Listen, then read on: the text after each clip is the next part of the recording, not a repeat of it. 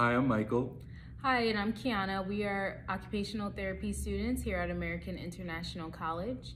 Today we are going to be teaching you how to do active range of motion measurements using the goniometer for the elbow. By the end of this video, you should be able to accurately measure elbow range of motion and identify potential safety concerns, precautions, and contraindications that may inhibit testing. Step 1. Position the individual sitting in a chair with feet flat on the floor with a wide base of support. The shoulders should be in 0 degrees of flexion, extension, and abduction so that the arm is close to the side of the body.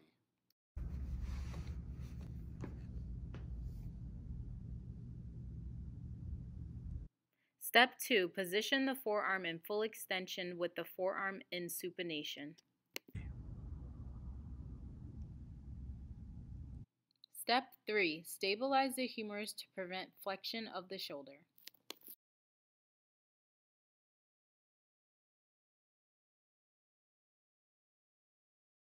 Step 4. Screen active range of motion prior to completing goniometry measurements by instructing the patient to flex the elbow by moving the hand towards the shoulder.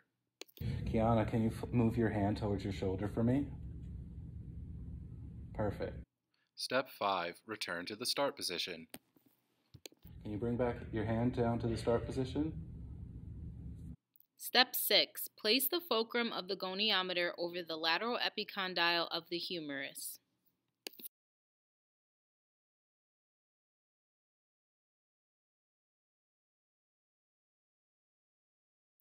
Step 7.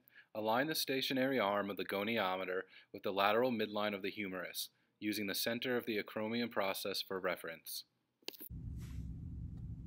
Next, we're going to take the stationary arm and move it over the lateral midline of the humerus.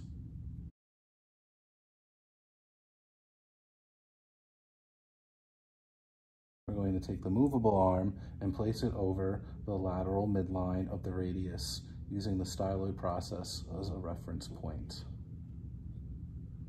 Step 9. Inform client to flex the elbow by moving the hand towards the shoulder. Kiana, can you bring your hand to your shoulder for me, please?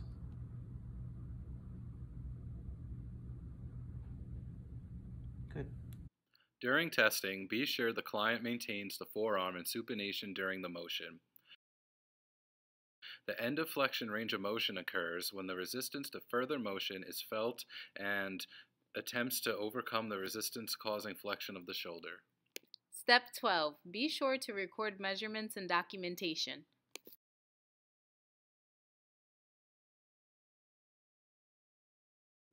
Safety concerns and precautions. Elbow pain is a common symptom in primary care. Pathology can arise from any component of the joint, including tendons, bursa, bones, or nerves. Tendinopathies can result from a number of popular sports and activities of daily living. Rheumatoid, post-traumatic, and primary osteoarthritis are 3 primary patterns of arthritis affecting the elbow that may also be a safety concern. Neurological symptoms like numbness and tingling can be a concern as well. Ulnar nerve radiculopathy, or nerve pinching, is common in medial epicondylitis, osteoarthritis, and inflammatory arthritis. All of the pathologies listed are potential reasons for addressing concerns before assessing range of motion of the elbow. Other concerns include chronic progressive elbow pain with restriction of extension and end range of movements, along with painful clicking, catching, or locking of the elbow.